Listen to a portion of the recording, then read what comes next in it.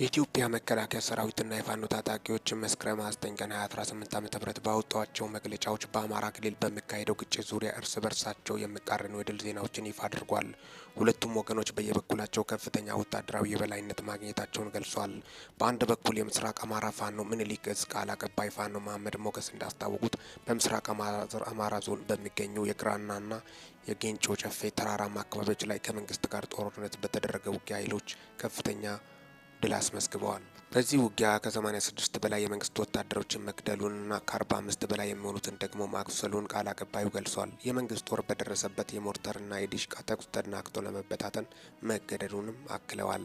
በሌላ በኩል የፌዴሪ መከላከያ ሰራዊት የሰሜን ምዕራብ ዕዝ ዋና አዛዥ ሌተናል ጄኔራል ብርሃኑ በቀለ በሰጡት መግለጫ ሰራዊቱ በአካባቢው ባከናወነው የተጠናና የተቀናጀ ኦፕሬሽን ከፍተኛ ስኬት ማግኘቱን ተናግሯል። ጽንፈኛው ቡድኑ ከህዝቡ እንዲነጠል ተደርጓል ያሉት ጄኔራሉ ሰራዊቱ የታሪካዊ ጠላቶችን ሴራ እያከሸፈ የተላላኪዎችን አከርካሪ መስበሩን ገልጿል። አክሎም የመከላከያ ሰራዊት ዝግጁነት ከመቼውም ጊዜ በላይ የላቀ መሆኑንና በቀጠናው ሰላምን አስተማማኝ ለማድረግ የማያዳግም እርምጃ መውሰዱን አጠናክሮ እንደሚቀጥል አረጋግጠዋል።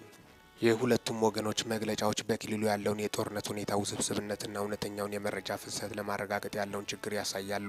እስካሁን ድረስ ከሁለቱም ወገን የቀረቡትን የድልና ክሳራ መረጃዎች በገለልተኛ ወገን ማረጋገጥ አልተቻለም። ሚኪታ ቦርን ሰብስክራይብ በማድረግ ወቅታዊና ታማኝ መረጃ አግኙ። ሰላም ቆዩልኝ።